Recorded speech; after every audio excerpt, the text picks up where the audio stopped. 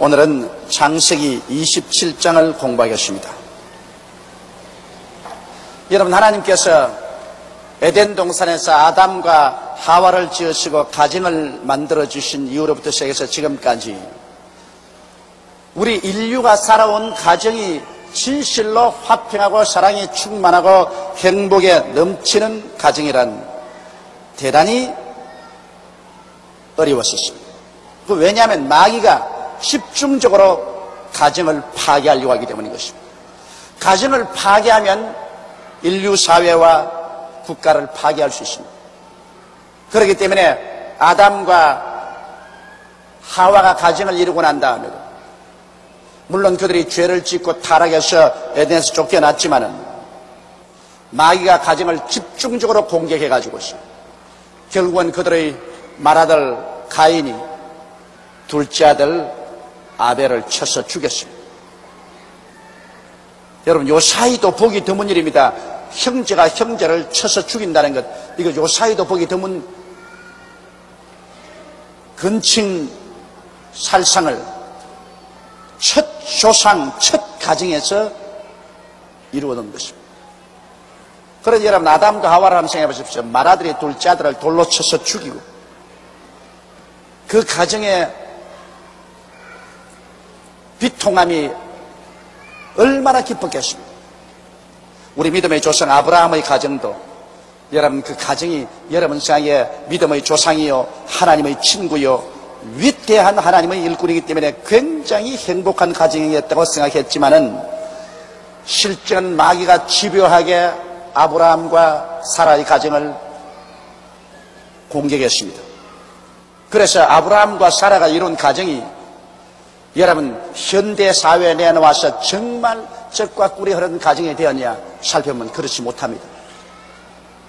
아브라함은 굉장히 행동적이었습니다. 아브라함은 의지가 강하고 목적의식이 뚜렷하고 실천력이 있는 사람이고, 사라는 굉장한 여성다운 분이었습니다.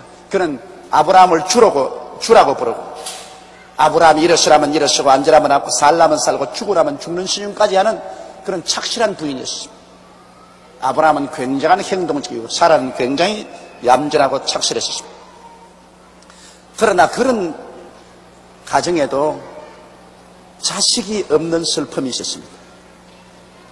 하나님이 그렇게 사랑하는 가정인데도 자식이 없습니다. 그 자식 없는 것이 마음에 엉거리가 져가지고서 조카를 친자식처럼 데리고 키웠었습니다. 그런데 그 조카 롯이 얼마나 가정에 문제를 일으켰던지 조카 때문에 그 아브라함과 사라의 가정은 평할 날이 없습니다. 가나안 땅에 가서도 조카 때문에 애굽으로 내려갔다. 그래가지고서 바로 왕 때문에 가정이 박살나버리지 않았습니까? 사라를 바로에게 시집 보내고 가정이 박살이 나. 그 다음에 다시 하나님이 북부시켜 주어서 그들이 가나안 땅에 올라왔지만은 이 아브라함의 마음속에 여러분 사라에 대한 사랑이 어떻게 했습니까? 언제나 사라를 볼 때마다 바로하게 살다가 내게 왔지, 그 감정이 느리고, 또 사라는 또 아브라함 볼 때 언제나 미안한 감정, 아브라함 살리려고 했지만 그러나 바로에게 시집가서 살다가 다시 돌아왔다, 그런 그 마음의 엉어리가 늘 살아있었죠. 가나안에 돌아와서도 또 조카가 자기를 길러준 자기의 삼촌이요 아버지인 아브라함 종들과 싸워가지고 가정이 또 적집하니, 그래서 조카를 보내고 서로 이별하는 슬픔을 가졌죠. 거기에다가 아들이 없으니까 늘 아브라함이 앉아도 아들, 서도 버들 하고 하니까 그 사라가 정 듣다 견디지 못하고 괴로우니까 자기의 여종 하가를 취해가지고서 아내를 줘. 그러니 또 하갈이 또 어린애기를 잉태하니까 또 목을 막 내 빼고 막 이래가지고서 그냥 큰 소리하고 사라를 없인 얘기이기 때문에 가정이 그냥 풍파가 쉴 날이 없었습니다. 그래가 사라와 하갈과 늘 싸우고 가정이 적집하네. 이스마엘을 놓고 난 다음에도 가정에 하루도 평안할 날이 없었습니다. 그러다가 나중엔 또 사라가 이삭을 낳으니까 이젠 또 두 가정에서 자식 데리고 또 대결이 할 수 없이 나중에는 하갈과 이스마엘을 집에서 내어 쫓는 비극이 생깁니다. 그러니 한번 보십시오, 여러분. 아담의 가정이 행복했습니까? 아브라함의 가정이 행복했습니까? 반드시 여러분 예수를 잘 믿고 하나님을 잘 섬기는데 왜 우리 가정에 이런 불행한 일이 많이 생기냐 이렇게 질문한 사람이 있는데 반드시 예수를 믿는다고 해서 여러분 가정이 적과 꿀이 흐르는 가정이 되지는 않습니다. 하나님을 가장 사랑하고 하나님을 사랑받은 믿음의 조상의 가정도 여러분 그 내력을 보면은 하루도 눈물 없이 지낸 날이 없었습니다. 그건 왜냐? 원수 마귀가 가장 가정을 공격하기 때문에. 그러므로 가정을 위해서 기도를 많이 해야 됩니다, 여러분. 정말 집중적으로 가정을 위해서 기도를 많이 해야 가정이 평안해질 수 있습니다. 안 그러면 가정을 마귀가 들어와서 박살을 내는 겁니다. 바로 이삭의 가정도 아브라함, 이삭, 야곱으로 내려가는 하나님의 사랑하는 혈통의 가정이지만은 이삭의 가정도 여러분 생각하는 것처럼 그런 이상적인 가정은 아니었었습니다. 그럼 왜냐? 이삭은 성품이 굉장히 부모에게 효도하는 사람입니다. 아버지가 죽으라면은 죽는 현흉을 낸 것이 아니라 실제로 죽으려고 올라간 사람입니다. 효자치고는 이만한 효자가 없습니다. 그러므로 이삭은 굉장히 아버지에게 효도하는 사람이고 그러니 성격이 온유하고 굉장히 차분한 사람입니다. 그런데 이삭이 아내로 말하드는 리브가는 어떤 여성이냐? 요사이 여러분 리브가가 태어났더라면 작고 흔들 여성입니다. 리브가의 성격이 얼마나 결단성이 있고 행동판지 아브라함이 보낸 종이 약대를 거느리고 우물가에 왔었을 때 그 처녀가 하는 걸 보십시오. 물 좀 달라니까는 물만 마실 뿐 아니라 가만두세요. 약대들도 내가 다 마시겠습니다. 그러고 내려가서 막 물을 퍼다 약대를 막 물을 마시. 그 보통 행동파 여성 아니고는 그거 안 해요. 아주 수줍은 처녀가 물 좀 마시라면 이렇게 해서 마시고 그러고 난 다음에 얼굴이 새빨개서 그냥 물동이 들고 그냥 가버릴 건데 펄거지고 와서 그냥 막 물길래가 그 많은 약대 다 마시고 그리고 집으로 끌고 들어갔다. 그 다음 보세요. 한 번 보지도 않은 신랑 이삭에 대한 이야기를 듣고 중신아비가 하는 말이 내일 당장 처녀를 데리고 가야 되겠다. 그러니까 그 부모들이 그래도 어떻게 했다지 키운 정이 있는데 그렇게 보낼 수가 있냐. 좀 더 우리 곁에 머물고 있다가 데리고 가게 하겠다. 그러나 처녀에게 물어봐달라니까 처녀에게 너 갈래 안 갈래? 그래. 나 당장 갈래요. 굉장한 결단이 있고 행동파입니다. 이지가 굳은 여자예요. 여러분 보통 그렇게 하겠습니까? 신랑도 아직 보지도 않았는데 그런데 그냥 등신아비 말만 듣고 난 다음에 오늘 보고 내일 떠나겠다 하는데 그래 부모들이 키운 적이 있는데 좀 일주일이라도 좀 더 있다가 떠나가는데도 불구하고 아니요 그냥 갈 바에 뭐 가버리지 뭐 일주일 있으나 마나 뭐 무슨 소용이나 나 따라가겠어. 그러므로 이 리브가는 성격이 쾌활하고 활동적이고 행동파입니다. 이삭은 성격이 착실하고 충실하고 얌전하고 그 부부간에 그래 다 맞아야 그래 사는 것 같아. 둘이가 다 그러면 뭐 왈가닥 해가지고서 천지가 다 날아가 버리죠. 그런데 이삭의 가정을 보면은 이러므로 그 부인 리브가가 너무 활동적이기 때문에 가정에 어려운 점이 많습니다. 또 부인이 너무 활동적이라도 굉장히 가정에 어려운 점이 많은데 바로 부인으로 말미암아 다가온 어려운 문제가 여기에 기록되어 있습니다. 그렇기 때문에 여러분이 우리 가정만 불행한가 그렇게 생각하지 마십시오. 오늘날 아브라함의 가정도 불행했습니다. 그래도 하나님 잘 믿고 끝까지 싸우며 천당까지 갔습니다. 이삭의 가정도 불행했습니다. 그러나 그 불행한 가운데도 그것을 극복해가면서 믿음으로 천당까지 갔고, 야곱의 가정은 불행의 플러스 알파입니다. 왜냐하면 마누라를 너희를 그늘에서 한 집에 데리고 살았으니, 여러분 천사라도 한 집에 그래 부인 네 사람이 서로 인정있게 살 수가 있어요? 하루도 편안하지 않고 부인 전쟁이 일어났었습니다. 부인 전쟁이. 그 부인 전쟁 가운데 살았으니 가정이라고 할 것이 없죠. 그는 완전히 아예 그냥 생지옥이었습니다. 그래도 하나님은 나는 아브라함의 하나님이요 이삭의 하나님이요 야곱의 하나님이라고 그러셨습니다.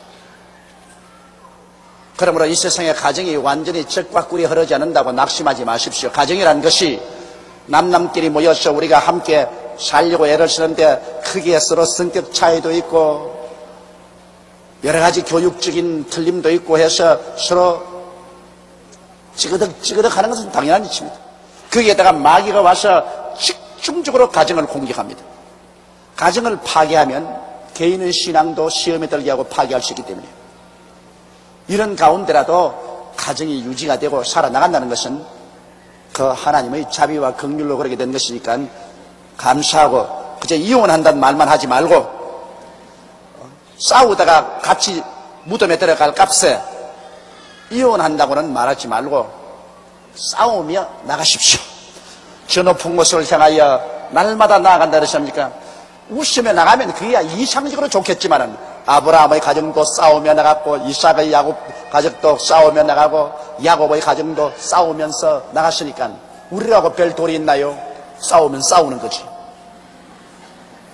그러나 절망하지 말고 가정을 파괴해버리지 말고 끝까지 하나님의 도움을 가지고 나가야 돼. 자, 그럼 이삭의 가정을 한번 보십시다. 이삭이 나이 많아 눈이 어두워 잘 보지 못하더니 맏아들 에서를 불러 가로되 내 아들아 하매 그가 가로되 내가 여기 있나이다 하니. 자, 이삭이 이제 나이가 많아 눈이 어두워졌다는 건 얼마나 나이 많았을까요? 그것은 이삭이 몇 살에 장가들었죠? 예? 40에. 그래서 아들을 몇 살에 놓았죠? 예? 성경 다 읽은 거 다 까먹으셨구나. 60에 아들을 낳았어요. 그러고 난 다음 에스가 몇 살에 장가들었죠? 예? 바로 전번주일에 배웠는데 아이고 답답해라. 그 앞에 34절 26장 34절 한번 보세요. 뭐라 했습니까? 에스가 40세에 장가들었다 했죠? 60에 낳은 아들이 40에 장가를 들었으니 그러면 이삭은 나이가 몇 살입니까? 100살이죠. 100살쯤 되니까 눈이 안 어두워질 수가 없어요. 하나님이 아무리 신유의 권능을 행하신다 하더라도 늙는 것은 어찌할 도리가 없어. 그래서 이삭이 나이 많아 그럴 때는 이삭이 벌써 100살이 넘었다 그 말인 것입니다. 60에 낳은 아들이 40이 되어서 장가를 들었으니 이삭이 나이 많아 눈이 어두워 잘 보이지 못합니다. 요사이 같이 돋보기라도 있었으면 이렇게 끼고 보면 보일 것인데 옛날에 돋보기도 없고 하니까 뭐 눈이 잘 안 보이죠. 그런데 맏아들 에스를 불러 가로되 아들아 하매 그가 가로되 내가 여기 있나이다 하니. 여기 보면 이삭은 에스를 사랑했다. 그건 왜냐, 이삭은 자기 성격이 아주 차분하고 얌전하고 편안한 사람이 있었습니다. 그런데 그 아들 에스는 이삭 아버지하고 성격이 영 다릅니다.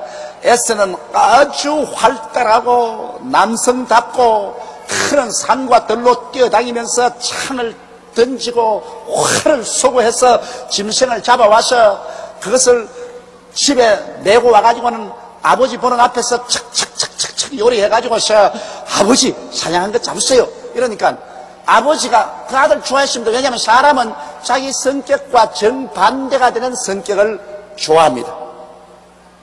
그 어찌할 도리 없으면 자기 성격과 꼭 같으면 플러스 플러스끼리 밀어제끼고 마이너스 마이너스끼리 밀어제끼라 플러스 마이너스는 찰칵하는 것처럼 성격이 서로 다른 성격을 줍니다. 아버지는 성격이 내성적이고 얌전하고 차분하고 착실하고, 에서는 성격이 활발하고 남성적이고 도전적이고, 그렇기 때문에 아버지는 에서를 좋아했어요.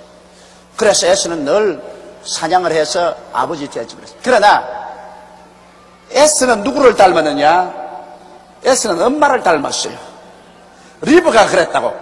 결단력이 있고 활달하고 아주 남성다웠었습니다. 그런데 야곱은 누구를 닮았냐? 야곱은 아버지를 닮았어요. 야곱은 차분하고 집에서 어머니 부엌에 불 때면 가서 같이 불 떼주고 그릇 씻어주고, 그래서 엄마 뒤에 치맛자락 잡고 졸졸졸 따라다녔어요. 그 엄마는 성격이 또 굉장히 활발하니까 활발한 맏아들은 좋아하지 않고 얌전한 둘째 아들이 좋다고. 활발한 맏아들은 막 활달하고 그냥 남성답고 밤마다 아침밥 먹으면 들에 뛰어나가서 저녁에 돼야 사냥에 들어오고 이런 것보다는 엄마 바느질한 옆에 가만히 앉아가지고 엄마 이야기 듣고 엄마가 물 가져오너라 그러면 뛰어가서 또 물 떠오고, 자 이게 좀 도와다오 와서 도와주고, 밥 짓는데 불 지펴주고, 그 차분한 둘째 아들을 사랑했다. 그래서 성격상으로 차분한 아버지는 활달한 에서를 사랑해요. 또 활달한 어머니는 차분한 야곱을 사랑하고, 그래서 이 가정에 그만 편애가 딱 들어갔습니다.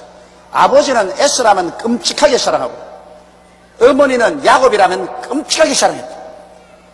이래서 가정적인 비극이 있다고 하는 것입니다. 아버지 어머니가 서로 조화를 해서 두 아들을 똑같이 공평하게 사랑했으면 좋겠는데 그렇지를 못했어요. 아버지는 그냥 맏아들 끼고 돌고 엄마는 둘째 아들 끼고 돌았다. 편애라는 것은 여러분 무섭습니다.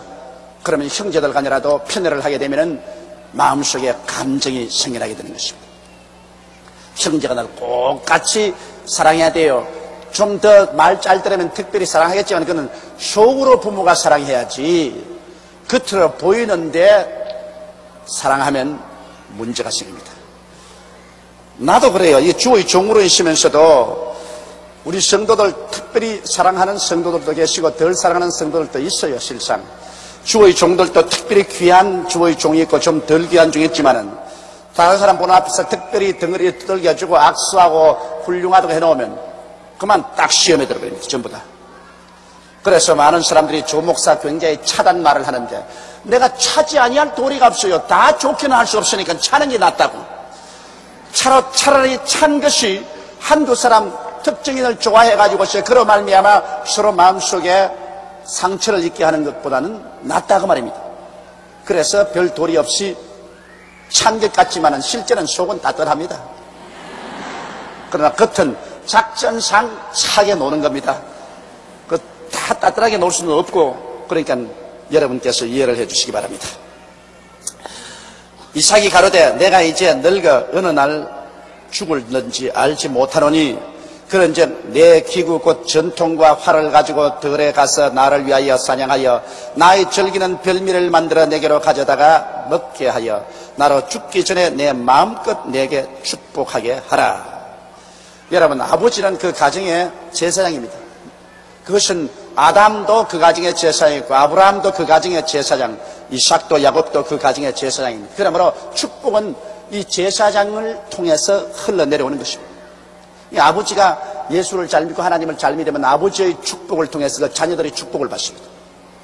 아버지가 저주하면 그 자식이 저주받습니다. 여러분, 노아 때 보십시오. 노아가 셈, 함, 야벳을 축복하고 저주했는데 그 자손들이 그대로 되어버리고 말았지 않습니까? 그래서 여기 이삭이 이제 자기가 나이가 많아 눈도 안 보이고 기운이 쇠잔하니까 이제 죽을 때가 가왔으니까 죽기 전에 아들에게 축복을 상속으로 주겠다는 것입니다. 제사장으로서 이제는 아들에게 축복을 해주겠다. 아버지가 축복해주면 그 축복은 하나님이 그대로 들으시고 그걸 집행하는 것입니다. 왜냐하면 한 가정의 아버지가 그 제사장입니다. 아버지의 축복을 따라 자녀들이 축복을 받는 것입니다. 재산 상속과 한 가지입니다. 이러므로 오늘날 또 여러분 성경에 말하시면 내 부모를 공경하라. 그래야만 네가 세상에서 잘되고 장수하리라. 그렇지 않습니까? 부모를 공경하면 부모가 가만히 있겠어요? 부모가 주야로 자식 잘되라고 축복하지 않겠습니까? 그러면 그 부모의 축복은 자손이 세상에서 잘되고 장수하게 되는 거예요. 이렇기 때문에 여러분 부모에게 축복받으려면 부모에게 효도하십시오. 근데 부모에게 늘 가슴 쓰리게 하고 아프게 하면 저놈의 자식, 지도 자식 놓고는 잘 되는가 보자. 이래 놓으면 막 그건 절단강산이요. 그러므로 부모에게 잘해서 부모 입에서 축복이 나오게 하되 어머니보다 아버지 입에서 축복이 나와야 됩니다. 실상은 하나님은 제사장인 아버지를 통해서 축복을 부어주신 것입니다. 그래서 이삭이 에서에게 축복을 주는데 보통 때는 별로 축복할 기분이 안 생기니까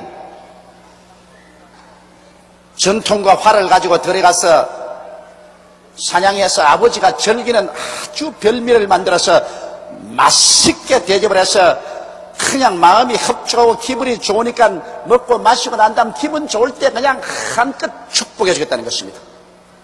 그건 인지상정이에요. 사람이 기분이 좋을 때 축복이 가지 기분이 상하고 미운데 왜 축복이 가요? 사랑하면 오장육부를 다 뽑아줘도 아깝지가 않아요. 미우면 손톱 발톱도 안 줘요. 사람의 마음이라는 것은 그렇습니다, 여러분. 그렇기 때문에 오늘날 국제 외교 같은 것도 외교를 잘해서 서로 나라가 서로 사이가 좋아지면 무역이 잘 되고, 외교가 잘 안 되어서 서로 오해가 들어오고 미워지면 그만 딱 끝이버립니다. 인간 사회라는 것은 눈에 안 보이는 이 사랑과 미움의 문제, 이것이 언제나 개입되어 있는 것입니다. 그러므로 사랑이 뭉쳐지면 큰 일을 하게 되고 미움이 들어와서 분열을 시켜넣으면 파탄이 일어나게 되는 것입니다. 그러므로 이 아버지가 자기 맏아들을 사랑하지만은 그러나 별미를 먹고 기분이 좋을 때야 사랑이 더 넘치기 때문에 더 축복을 해준다. 내가 전에 안 그럽니까? 한 가정에서 남편의 사랑은 어디에서 나온다고요? 어디에서 나온다 그럽니까? 위장에서 나온다 그랬죠? 여러분, 결혼하기 전에는 서로 얼굴을 보고 사랑하고 결혼하고 살면은 남편의 사랑은 위장에서 나온다. 부인이 별미를 만들어주면 부인을 사랑하게 돼요. 그런데 아침 저녁으로 그냥 솜씨가 나빠가지고 입에 넣으면 아주 쓴 반찬에 쓴 음식에 태태태 하면 그 인물이 양귀비 같아도 딱 보기 싫다고 그냥. 인물이 무슨 소용이 있어. 가장 인물 좋은 것은 처음 결혼하기 전에 좀 좋고 한 1년쯤 살면 그만 덤덤해요. 살아갈수록 좋은 것은 마음이 이쁜 것이 살아갈수록 고마운 겁니다. 내가 우리 아들들 두고서 늘 말할 때, 야, 인물 보고 장가가지 마라. 인물은 한 1년쯤 지나면 좋은지 안 좋은지 모른다. 그러나 마음이 이쁜 것은 지나갈수록 자꾸 좋아진다. 그러므로 마음이 이쁜 부인을 택하되 플러스 알파로 요리 잘하는 부인을 택해라. 반드시 결혼하기 전에 바캉스를 간든지 캠프를 가든지 해서 요리 솜씨를 봐라. 내가 음식을 잘 만드냐 못 만드냐 봐야지. 아무리 이뻐도 음식을 개죽같이 만들어 놓으면 그 박살난다. 박살나. 그냥 집에 들어오기도 싫고. 그러므로 애정이라는 것은 마음과 위장이 있습니다. 그것 잊지 마십시오. 마음이 이쁘고 위장이 만족하면 사랑이 넘쳐나요. 그게 하나님 얼마나 공평하십니까? 하나님께서 미인은 별로 많이 만들어 놓지 않으셨습니다. 그러므로 미인이 못됐다고 해서 탄식할 필요는 없습니다. 그러나 마음이 아름다운 것은 내가 마음을 아름답게 만들 수가 있다고요. 사람이 살아보면 마음이 아름다운 것이 최고로 아름다운 것입니다. 얼굴의 아름다움은 그 얼마 있잖아요. 꽃같이 시들어버리고 마는 거예요. 마음이 아름답고 음식 잘 만드는 부인과 며느리를 구하게 되시기를 주의 이름으로 축원합니다. 그래서 여기 보십시오. 여기 이삭도 아들 보고 별미를 만들어서 날 먹여서 죽기 전에 마음껏 축복하게 하라. 그렇게 말하십니다. 그러므로 하나님 앞에도 여러분 하나님께 축복을 많이 받으려면 하나님께도 빈손으로 나가지 말고 별미를 들고 나갔어요. 별미를. 하나님도 인격자이신데 밤낮 빈손 들고 가서 주시옵소서 주시옵소서. 하나님도 인격자인데 뭐 섭섭하지. 그러나 하나님께 나갈 때 방실방실 웃으면서 별미 하나 들고 나가가지고서 아버지 별미 가져왔어요. 아이 뭘 생활이 어려운데 뭘 그런 거 좀 가져오노. 그래도 아이 그래도 어떻게 빈손 들고 아버지께 옵니까. 하나님도 꼭 우리 친시아버지 친정아버지하고 한 가지라고요. 그 별미를 가져오면 하나님이 뭐 그거 먹어 마십니까 받아 마십니까. 그러나 기분이 좋으시다고요. 그래서 또 왜 왔노. 우리 아들 정 좀 고쳐주세요. 아이 알았다 날짜. 이 별미라는 것 참 좋은 겁니다, 여러분. 그렇기 때문에 여러분께서 하나님께 나와서 특별히 예배 드릴 때 여러분께서 하나님께 별미인 소원 예물이나 감사 예물을 반드시 내 마음 정성껏 다 해서 하나님 이 별미입니다. 이건 내가 아무것도 아니겠지만은 우리 아버지 하나님을 사랑해서 이 별미를 가지고 나와서 아버지 즐겁게 받아 주시옵소서. 그러고 난 다음 기도하면 아버지 하나님의 마음이 열린다고요. 왜? 성경에 뭐라고 했습니까? 감사로 제사를 드리는 자가 나를 영화롭게 하나니 그 행위를 옳게 하는 자에게 하나님의 구원으로 보이리라. 우리가 다 하나님의 형상과 모양대로 지어받았는데 하나님의 마음도 우리 마음과 한 가지라고. 인격자입니다. 밤낮 빈손 들고 와가지고서 고함이나 꽥꽥 지르고 그러면 하나님도 귀찮아하신다. 그래서 이삭은 마라들에게 아주 맛있는 음식을 대접받고 난 다음에 한껏 축복해 주기로 결심을 내렸습니다. 자, 이것이 벌써 편이 아닙니까? 맏아들만 부르지 말고 둘째도 불러가지고서 야 마지야 너는 맞이니까 내가 축복을 배로 주고 너는 둘째니까 형보다 좀 적게 주겠다. 그러나 너희 둘이 다 축복받으러 오너라. 이랬으면 형제간에 오해가 안 들어오지. 그렇잖아요. 근데 아주 동생이 야곱은 싹 떼버리고 에스만 불러다가 내가 한껏 너에게 축복을 주겠다. 이래 놓으니 이제 동생이 들으면 이렇게 되는 거예요. 근데 동생이 들은 게 아니라 그 방 안에 아버지하고 누가 같이 앉아 있습니까, 여러분? 어머니가 앉아 있어서 어머니가 들었다고. 어머니가 듣고 뭐 어째고 어째 내 사랑하는 내 둘째 아들은 제껴버리고 맏아들만 이것 가만 안 있겠다. 이렇게 된 겁니다. 그래서 이게 이제 보십시오. 5절에 보면 이삭이 그 아들 에서에게 말할 때 리브가가 들었더니 에스가 사냥하여 오려고 들러 나가매. 그러므로 부인은 만년 뭐라고요? 남입니다. 만년 남이에요. 우리 한국에서 내가 하는 말 있지 않아요? 아버지가 살인을 해가지고서 그 시체를 담치는데 시골에 담치잖아요. 담 속에 집어넣어서 담을 쳐버렸어. 그러니 경찰에서 아무리 쳐야도 시체를 찾을 수가 없어. 천만에 담치는데 담 속에 넣어버리고 담을 친 줄 누가 알아요? 그런데 아들이 아버지하고 같이 거들어서 했거든.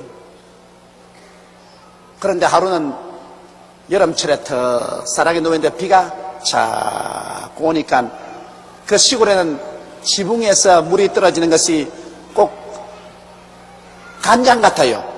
붉은 간장같이 이렇게 거품이 부글부글 하면서 처마 밑에 떨어지시니까 그 남편이 있는데 부인이 옆에서 반오지라고 했는데 허허허 웃더니만 아이고 옛날 그때 그 녀석 나하고 싸움을 해서 내가 때려버리니까 꼭 저 간장 거품 같은 저런 피를 토하고 죽대. 그래 이웃 볼까 싶어서 내가 담장에 넣어서 담을 쳐버렸지.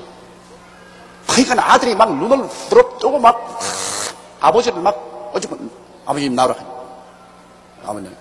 아버지 그 남 듣는데 왜 그런 소리 합니까? 누가 남이냐? 너 엄마인데. 아이고 답답해라. 엄마는 평생 남이에요, 아버지. 아버지와 나는 피가 통했지만은 엄마는 남이라고요. 그 남는데 그런 이야기를 해요. 에이 이놈아, 너 엄마가 어떻게 남이냐? 그런데 그 이후에 한번 대판 부부싸움이 생겼습니다.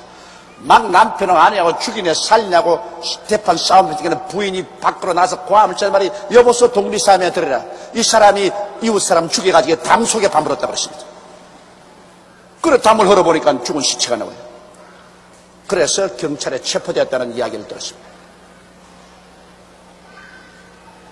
그러므로 부부간에는 참 신앙 안에서 하나님 안에서 하나 되어야 참 부부가 되지, 법적으로 맺은 부부는 언제나 남이 될 수가 있습니다. 그렇기 때문에 이 아버지가 이삭이 남이 듣는 데서 이야기를 해버렸다고. 그 아들에게 이야기하는 것을 그만 남이 듣는 데서 해버렸다고. 그 부인이 딱 들었고, 이삭이 그 아들 에스에게 말할 때 리브가가 들었더니 에스가 사냥을 어렵고 들러 나가며 리브가가 나갔습니다. 나가서 그 아들 야곱에게 일러 가로되 이리 오너라 이리 오너라. 내 부친이 내 형 에스에게 말씀하는 것을 내가 들으니 이러시기를 나를 위하여 사냥하여 가져다가 별미를 만들어 나로 먹게 하여 죽기 전에 여호와 앞에서 내게 축복하게 하라 하셨으니 그런즉 내 아들아 내 말을 쫓아 내가 내게 명하는 대로 하라. 보십시오. 아버지는 어머니도 자기 마음 같을 줄 알았는데 부인은 생각이 따로 있었습니다. 그러니 맏아들이 사냥하러 가자 말자 어머니가 나와서 둘째 아들 야곱을 불렀어. 야곱아, 너 아버지가 여차히 형에게 해주려고 하는데 나는 절대로 형이 축복받는 거 허락할 수 없다. 네가 말해야 돼. 또 행동파 여인이니 얼마나 활발합니까? 나오자 말자 이건 안 된다. 너 아버지 이걸 들을 수가 없다. 그러므로 너는 내 시킨 대로 하라. 이게 보세요. 얼마나 강합니까? 그런즉 내 아들아 내 말을 쫓아 내가 내게 명하는 대로 해라. 아버지 말 듣지 마라. 이 경우에는 내 말 들으라. 와, 무서운 여자입니다.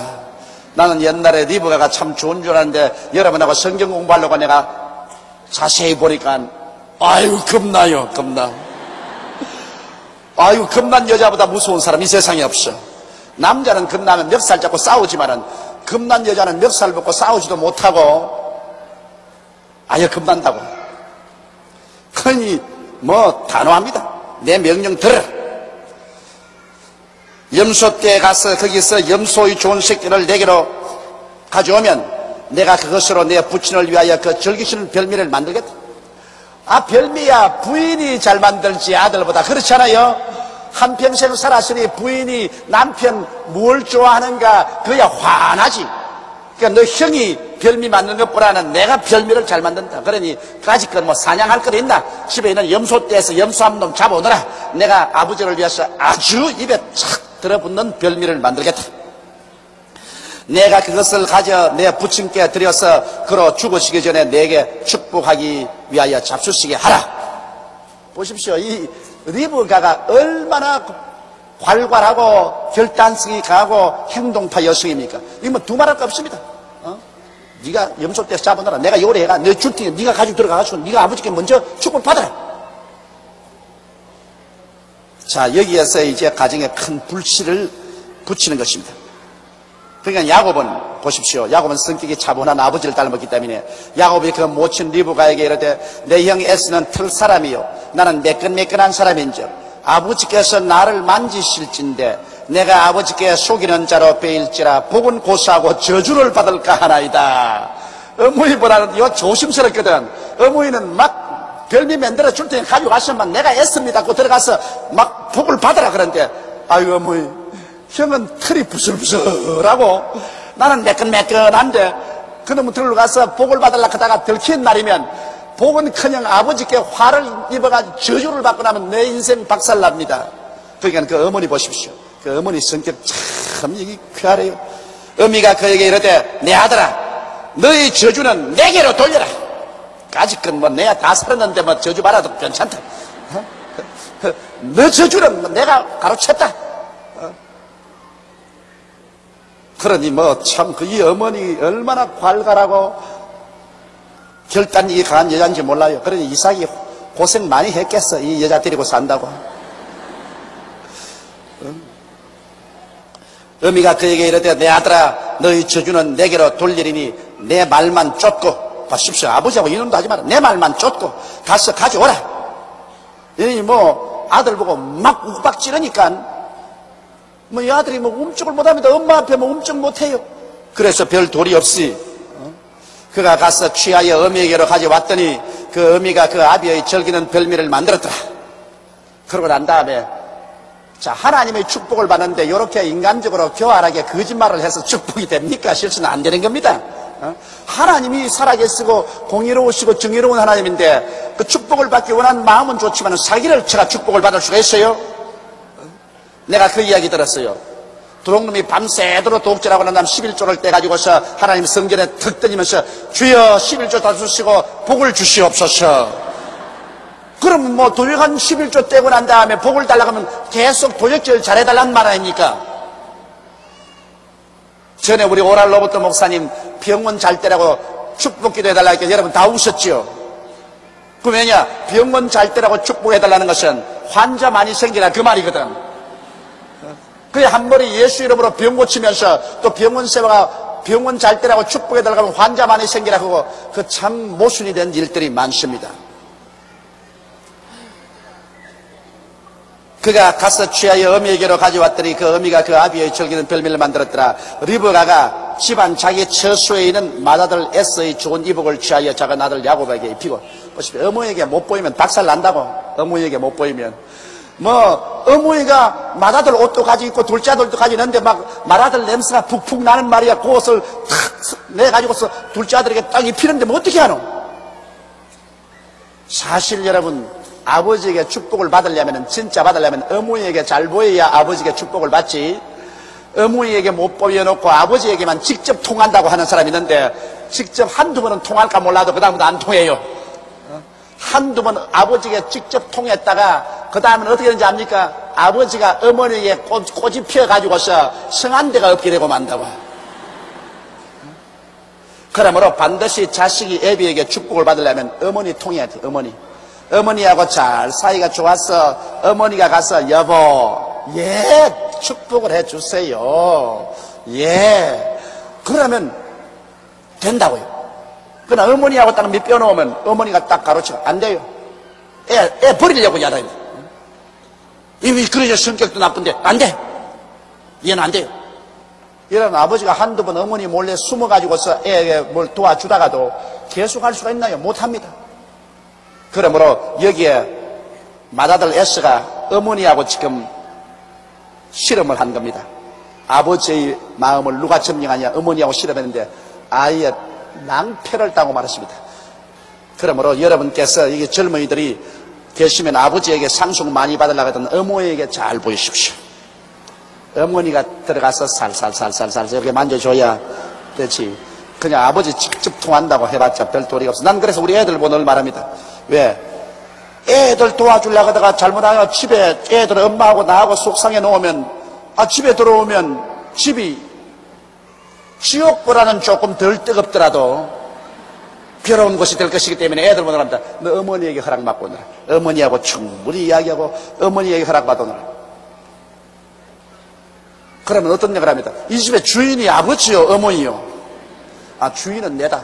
결정은 내가 하지만 그러나 가정의 평화를 위해서 어머니하고 이야기해서 내게 오면은 그 다음 그것은 내가 가부를 결정해서 해주지만은 어머니를 통하지고 너 내게 직접 오면 너 나하고 어머니하고 싸움 붙이는 건 아니야.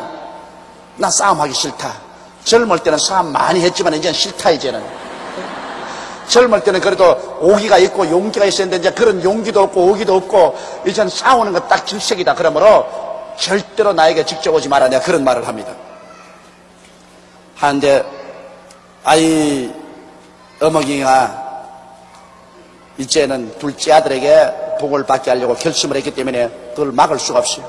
리브가가 집안 자기 처소에는 맏아들 에서의 좋은 이복을 취하여 작은 아들 야곱에게 입혔으니 아버지가 냄새 맡아보니까 맏아들 냄새거든. 여러분 애들 가까이 있으면 냄새가 달라요. 나도 우리 애들 냄새 알아요. 그 애들 난 놓으면 늘 내가 요 사이도 큰 놈들이고 적은 놈들이고 내가 집에 가면 내가 끼어 앉거든요. 큰 놈도 하우도 여도 그것을 내가 끼어 앉고 둘째 놈도 끼어 앉고 셋째 놈도 끼어 앉고 하는데 냄새가 다르다고. 맡아보면 큰 놈 냄새 다르고 둘째 놈 냄새 다르고 셋째 놈 냄새가 달라요. 근데 눈 감고 냄새 맡아도 살짝 들어도 누군지 안다고요. 희한하게 그 이복에 이 몸에 빼인 냄새가 난다고. 근데 그 몸에 빼인 형의 냄새가 잔뜩 빼인 옷을 동생이 입히니까 아버지가 냄새 맡아보면 그건 동생 냄새가 난다. 동생이 형의 냄새가 난단 말입니다. 그 다음 또 어머니가 하는 거 보십시오. 또 염소 새끼의 가죽으로 그 손과 목의 매끈매끈한 곳에 꾸몄습니다. 어머니가 그 바느질 또 얼마나 잘합니까? 그러니 염소 가죽을 싹싹싹싹 대가지고서 손에다가 이렇게 딱 손을 맞춰가지고서 싹 이렇게 딱 꾸며 요사이 장갑 같이 그 손도 여러 장갑같이 염소 가죽이 그리고 목에도 노출된 여기도 염소 가죽으로 싹 목을 싹 돌려서 싹 이렇게 굽혀. 그러니 이제 아버지가 뭐 냄새 맡아도 맏아들 냄새지. 눈은 어두우니까 손을 만져봐도 털이 북술북술하지. 그럼 목소리 듣고 할 거 아니야. 천만에요. 여러분 형제간이 이 에서와 야곱은 둘이가 목소리가 얼마나 똑같았던지 아버지가 목소리만 듣고는 분별하지 못할 정도입니다. 여러분 조용기 목사 목소리하고 조용목 목사 목소리하고 눈 감고 한번 들어보십시오. 알아내는가? 나도 몰라요. 내가 하루 오니까 아따 테이프 레코더에서 무슨 누가 설교를 하고 있는데 난 내가 하는 줄 알았어요. 내 목소리라. 그래서 내가 저 설교 안 했는데 하고 나니 알고 보니까 조용목 목사 목소리라. 나도 우리 형제인데도 불구하고 내하고 조용목 목사 목소리를 내가 분별을 못해요. 눈 감고 있으면 똑같은 목소리 같아. 눈 뜨면 틀려도. 그렇지요? 여러분도 들으면 그럴 겁니다. 눈을 뜨고 보면 나는 이마가 벗어지고 우리 동생은 이마가 싹 내려왔지만은 목소리는 똑같습니다. 에서와 야곱도 둘이가 목소리가 하도 똑같기 때문에 목소리 듣고는 긴지 아닌지 아버지가 분별할 도리가 없습니다. 그렇기 때문에 어머니가 담대하게 그냥 형의 옷을 입히고 형의 틀을 만들어서 꾸미게 하고 난 다음 가지고 들어가라고 그렇게 한 이유가 있는 것입니다. 이 야곱은 마음이 차분하고 나약해서 절대로 이 일을 못합니다. 못하는데 어머니가 얼마나 성격이 강하고 결단력이 있고 행동파라 어머니에게 막 밀려가지고서 이 일을 한 것입니다. 그래서 그가 만든 별미와 떡을 자기 아들 야곱의 손에 주매 야곱이 아버지에게로 나아가서 내 아버지여 하고 부르되 가로되 내가 여기 있노라. 내 아들아 내가 누구냐? 야곱이 아비에게 대답하되 나는 아버지의 맏아들 에스로소이다. 이렇게 담대하게 거짓말을 할 수 있는 이유가 목소리가 같았기 때문에 아버지가 눈으로 안 보고는 분별을 못해요. 그래서 담대하게 거짓말을 했습니다. 맏아들 에스로소이다. 아버지께서 내게 명하신 대로 내가 하였사오니 청컨대 일어나 앉아서 내 사냥한 고기를 잡수시고 아버지 마음껏 내게 축복하소서. 이삭이 그 아들에게 이르되 내 아들아 내가 어떻게 이같이 속히 잡았느냐? 그가 가로되 아버지의 하나님 여호와께서 나로 순적히 만나게 하셨습니다. 여기에 요 말에 아버지가 이심이 딱 들어간 것입니다. 왜냐하면 에스는 신앙이 없어요.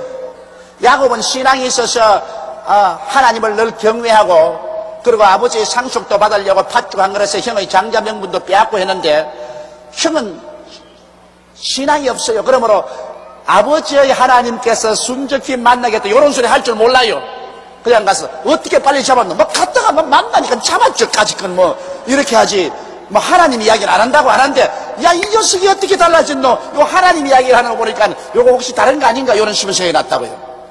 그래서 이 야곱이 하는 말이 아버지의 하나님 여호와께서 나로 순적히 만나게 하셨음이니이다. 요 말에 이삭이 이심이 딱 들어갔습니다. 그래서 이삭이 야곱에게 이르되 내 아들아 가까이 오라.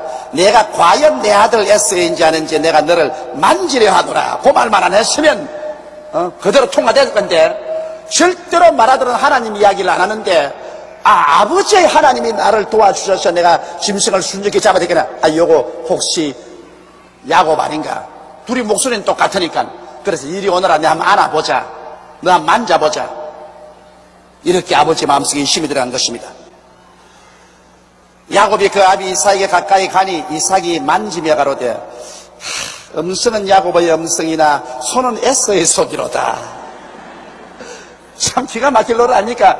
음성도 둘이가 같기는 같지만 조금은 틀리지요. 그러니 음성은 꼭 형제간 중에 야곱 음성같이 단기는 달라는데 손을 만져보니 털이 부슬부슬한 거 보니 영어는 마다달 손이구나.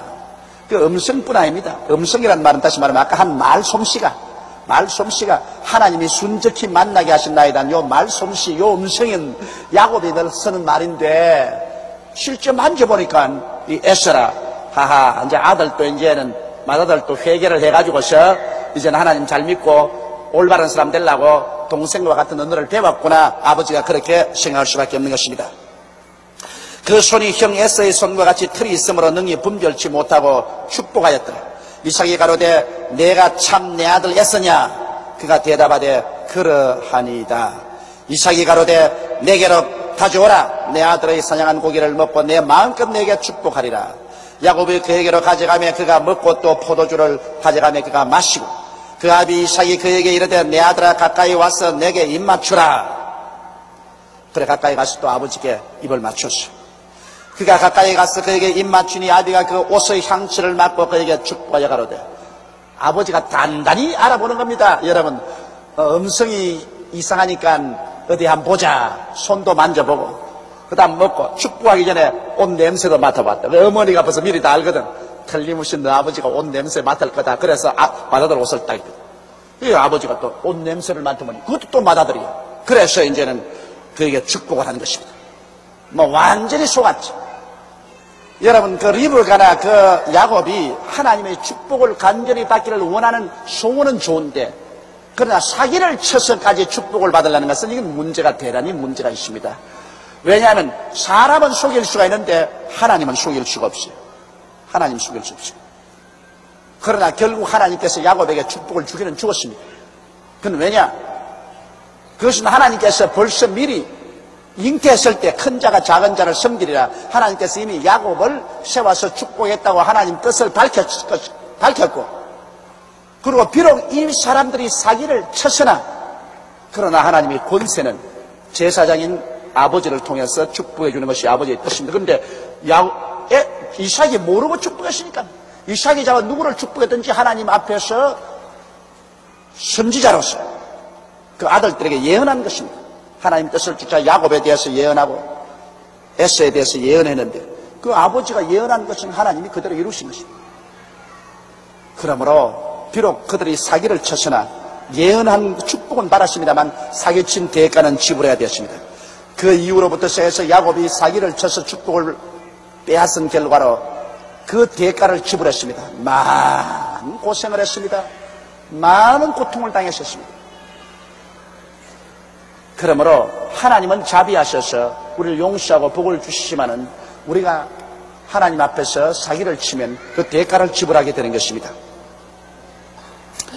내 아들의 향취는 여호와의 복 주신 밭의 향취로다. 이제 아버지가 이제 아들에게 예언적인 축복을 하는 것입니다.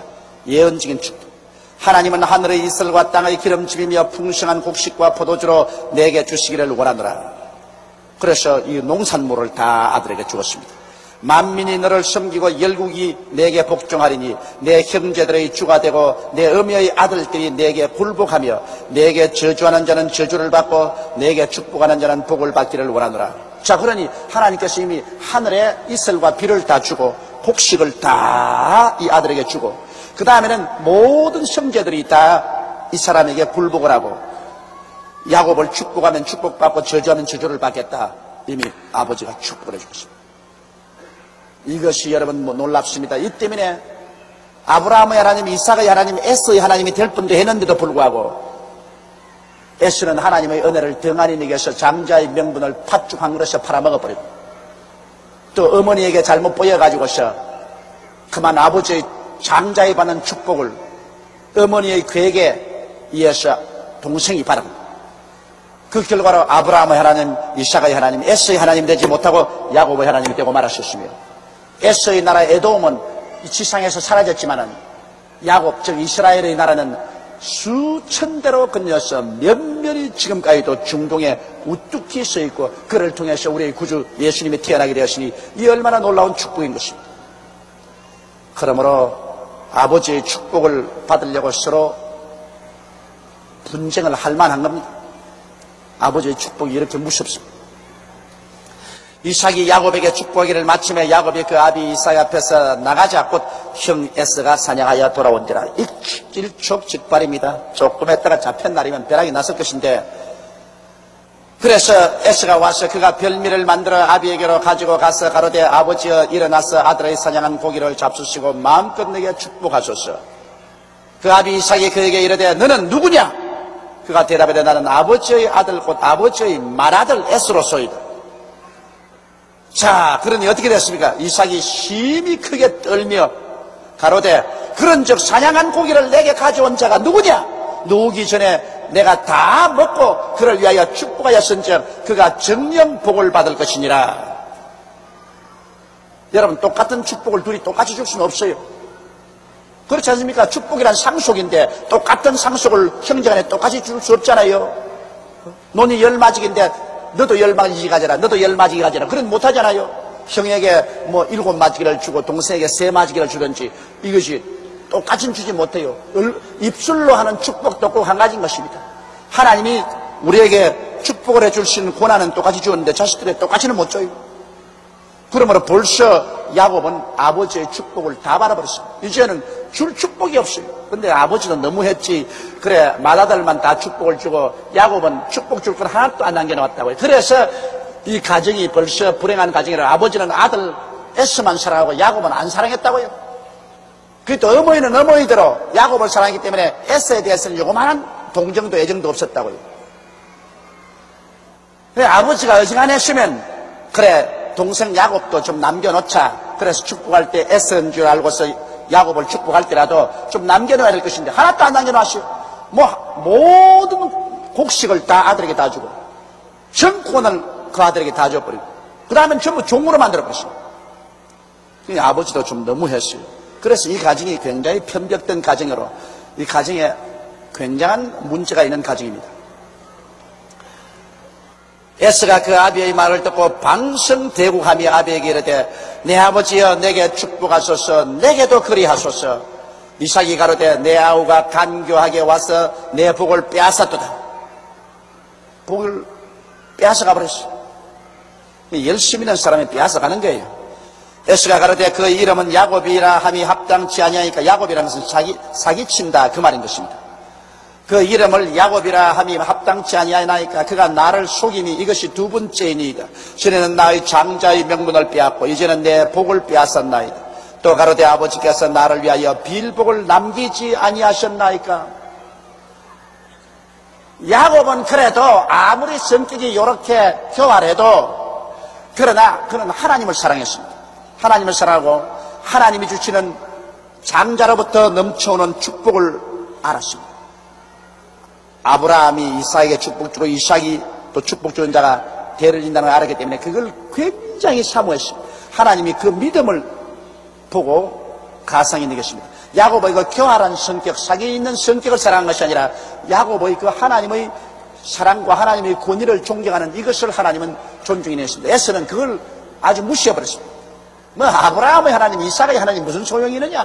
나 팥죽 안 그렇고 배만 부르면 장자의 명문까지 것 뭐냐? 하나님은 장자를 굉장히 중요히 여기십니다. 근데 장자의 명문 그거 뭐냐? 팥죽 한 그릇 심은 것뿐이다. 이런 정도로 장자의 명분을 이미 등한에 넣고 팔아먹었기 때문에 벌써 장자가 받는 축복도 빼앗겨버리고 마는 것입니다. 우리가 완전해서 하나님께 복 받는 것은 아닙니다. 여기 보십시오.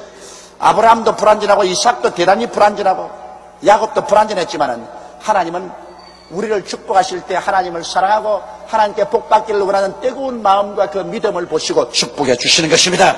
사람은 완전을 향해서 늘 나아가야 되겠지만은 그러나 하나님이 보시는 것은 그 마음입니다. 마음이 정말 하나님을 사랑하고 하나님을 따르냐 그것을 보시는 것입니다. 이제야 와서 복 받을 때만 와서 복만 받겠다고 방성대국을 해도 이제는 줄 것 다 줘버렸습니다. 이제는 없어요. 이삭이 에서에게 대답하여 가로되 내가 그를 너희 주로 세우 그 모든 형제를 내가 그에게 종으로 주었으며 곡식과 포도주를 그에게 공급하였으니 내 아들아 내가 내게 무엇을 할 수 있으랴. 다 줘버렸는데 내가 너희 줄 게 없다. 아버지도 너무했지. 에스가 아비에게 이르되 아버지여 아버지의 빌복이 하나뿐이니까 내 아버지여 내게도 축복하소서 내게도 그리하소서 하고 소리를 높여 우니 그 아비 이삭이 그에게 대답하여 가로되 이제는 아주 아버지가 궁지에 물려서 이제는 축복을 주는데 이거는 참 어려운 축복입니다. 너희 주소는 땅의 기름짐에서 뜨고 내리는 하늘의 이슬에서 뜰 것이며 이것은 너는 농사는 다 지었다 그 말인 것입니다. 너는 농사 짓는 것은 전부 야곱에게 다 주었으니 농사 지어서 축복받는 것은 너에게는 없다. 그러므로 땅의 기름짐에서 뜨고 내리는 하늘의 이슬에서 뜰 것이며 너는 칼을 믿고 생활하겠고 이제는 무엇을 믿어야 하냐? 칼을 믿고 그냥 이제 탈취하는 것입니다. 그냥 이웃에 가서 그냥 전쟁해가지고서 그냥 그 이웃에 뭐한 것 빼앗아서 와가지고 먹고 사는 준 강도죠. 탈취해서 먹고 산다. 전쟁을 해서는 먹고 산다. 내 아우를 섬길 것이며 그리고 끝까지 너 아우의 밑에서 속국이 될 것이며 내가 매임을 벗을 때는 그 명령을 내 목에서 떨쳐버리라. 그리고 때가 오면은 이제는 아우의 속국에서 벗어나리라. 근데 사실 역사적으로 보면 그렇게 되었어요. 역사적으로 이 에돔이라는 나라는 산지에 있어서 늘 전쟁으로 살았습니다. 전쟁에서 살고 그 다음에 이스라엘 열왕의 지배하에 있어서 그 속국으로 지배를 받고 있다가 나중에 이스라엘의 속국에서 벗어나서 독립을 했지만은 그러나 아수르나 바빌론의 강한 외적에 짓밟혀서 흔적도 없이 사라지고 말았습니다만 그와 같은 상황이 됐었습니다. 그러므로 아버지가 축복해 주는 그 축복이 얼마나 여기에 아주 놀라운지요. 그 아비가 야곱에게 축복한 그 축복을 인하여 에서가 야곱을 미워하여 심중에 이르기를 아버지를 곡할 때가 가까웠은즉 내가 내 아우 야곱을 죽이리라 하였더라. 자 보십시오. 이제 원한이 사무쳤습니다. 부모가 자식을 편애하면은 반드시 마음속에 원한이 들어옵니다. 절대로 자식들에게 편애하지 말아야 돼요. 그런 나기를 아버지가 나이가 많으셨으니 또 아버지는 지독히 사랑했어요. 이 에서가. 그 아버지를 내가 설득할 수 없다. 그러나 아버지가 세상을 뜨는 그날에는 내가 동생 죽여버려. 가만 안 둔다. 마음에 원한을 품었었습니다. 말아들 에서의 이 말이 리브가에게 들리며 자 어머니는 또 이 말을 들었거든. 어머니 듣는데 앞에서 말했으니까 아버지만 세상을 떼봐라. 내 이놈의 자식 내가 가만둘까 보냐. 당장 한 칼에 해치워버리거든. 어머니가 그걸 듣고 그냥 간이 털컥 내려앉았습니다. 그래서 이 말이 리브가에게 들리며 이에 보내어 작은 아들 야곱을 불러 그에게 이르되 내 형 에서가 너를 죽여 그 한을 풀려 하나니 내 아들아 내 말을 쫓아 일어나 하란으로 가서 내 오라버니 라반에게 피하여 자 외아저씨 집으로 가거라. 우리 오라버니 라반인 내 친정 외아저씨 집으로 너 도망쳐라. 내 형의 노가 풀리기까지 몇 날 동안 그와 함께 있어라. 자기 생각에는 형의 노가 어머니 생각에는 몇 날이 있으면 풀릴 줄 알았는데 형의 노는 장장 20여 년이 걸려도 그 노가 풀리지 않았었습니다.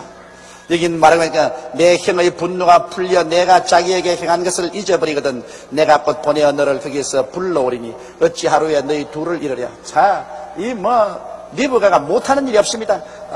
너 이제 위험하니까 내 친정에 가 있다가 또 노가 풀리면 또 내가 너 불러서 또 데려올 테니까 이 집안은 리브가 집안입니다.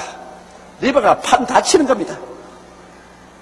그러나 리브가 뜻대로 안 됐죠. 리브가가 그 아들과 함께 공모해서 그 남편을 속였기 때문에 하나님께 그 대가의 벌을 받았었습니다. 그 아들이 리브가를 떠나서 울며 외아저씨 집으로 가고 난 다음에는 그 아들을 다시는 리브가는 보지 못했습니다. 그리고 그 아들 또 리브가를 다시는 보지 못했습니다. 어머니는 세상을 뜨고 말하셨습니다. 야곱은 그 이후도 오래오래 살았지만은 야곱이 아마 약 180까지 살았지. 그러나 리브가는 얼마 있지 않다가 세상을 뜨고 목매도 잊지 못하는 둘째 아들 야곱을 자기 친정에 보내놓고 보지를 못했습니다. 그게 하나님의 벌입니다. 하나님 앞에서 인간적인 사기를 쳐서 아들을 복받게 하고 그 저주는 내게로 돌리라 했으니까. 남편이 알고 저주는 안 했지만 하나님이 그래 네게로 돌리마. 네가 하나님께 내게 맡기고 하나님을 의지하면 하나님이 다 할 것인데 왜 인간적으로 그런 사기를 치냐. 그래서 하나님이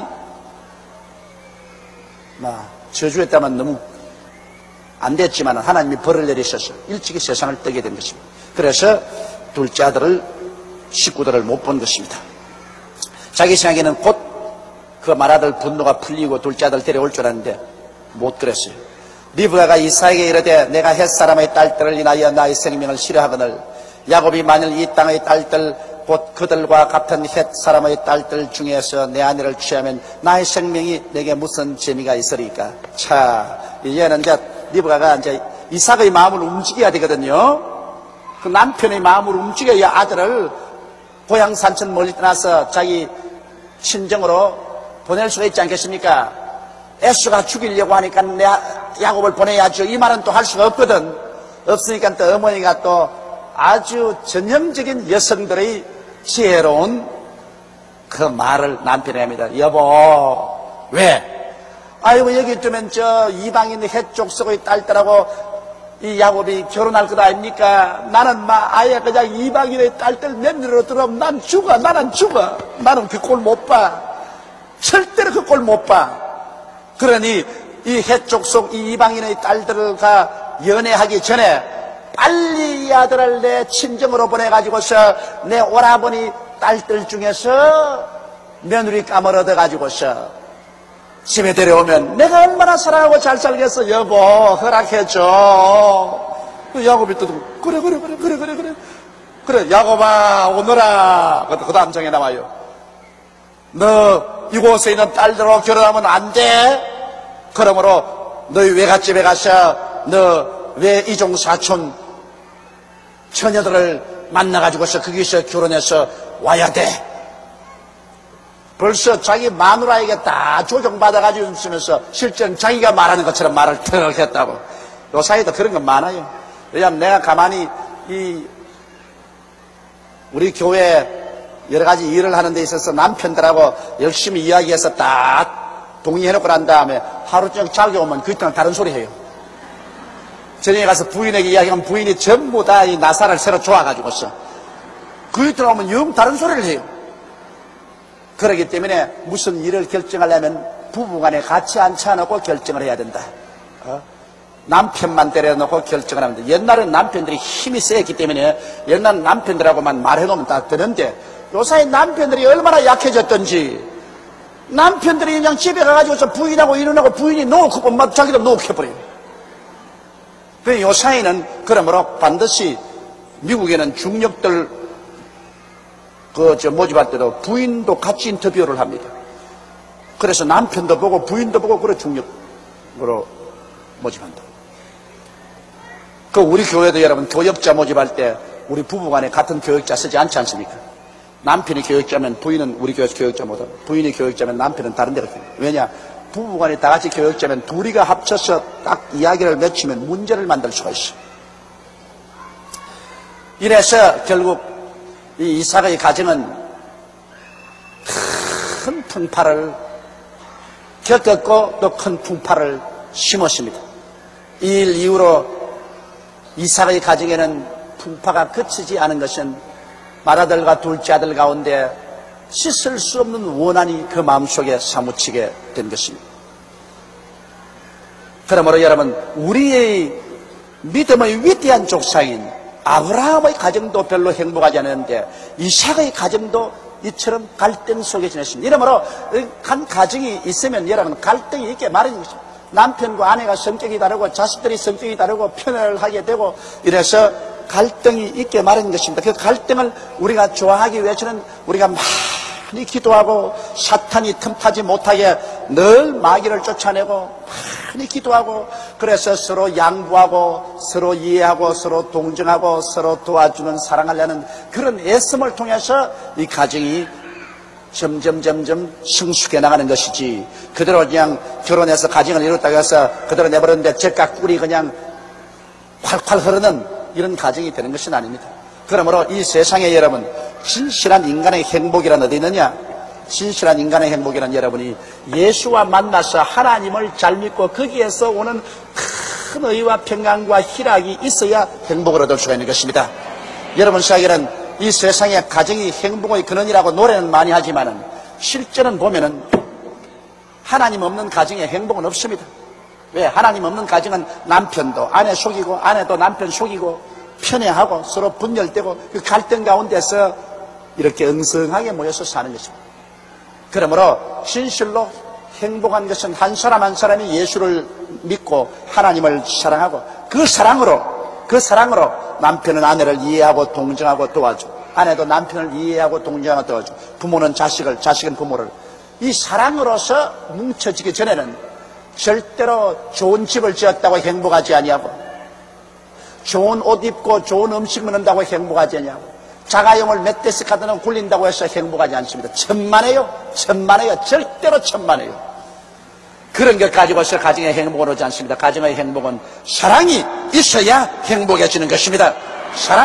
이 사랑은 내가 예수 믿고 하나님 앞에 엎드려 기도하고 하늘나라의 향기를 맡고서 그렇게 해서 내가 이해하고 동정하고 양보하고 도와주는 이와 같은 일이 없이는 절대로 안 됩니다.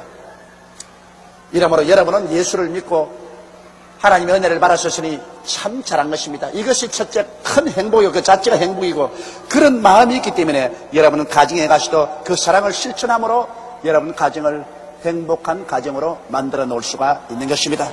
그래도 이 풍파많은 세상보다는 가정이 그래도 행복의 보금자리입니다. 그러나 하나님 없는 가정은 그 자체가 행복한 것 같지만 행복하지 않다는 것을 여러분 반드시 알아야만 하는 것입니다. 그러나 이제 나중에 영원히 완전한 가정으로 갑니다. 그것은 우리 아버지 하나님, 우리 주 예수 그리스도 성령이 계신 천당에 올라가면 그때는 우리는 참으로 영원한 행복의 가정으로 돌아가서 진실한 행복을 그곳에서 누리게 되는 것입니다.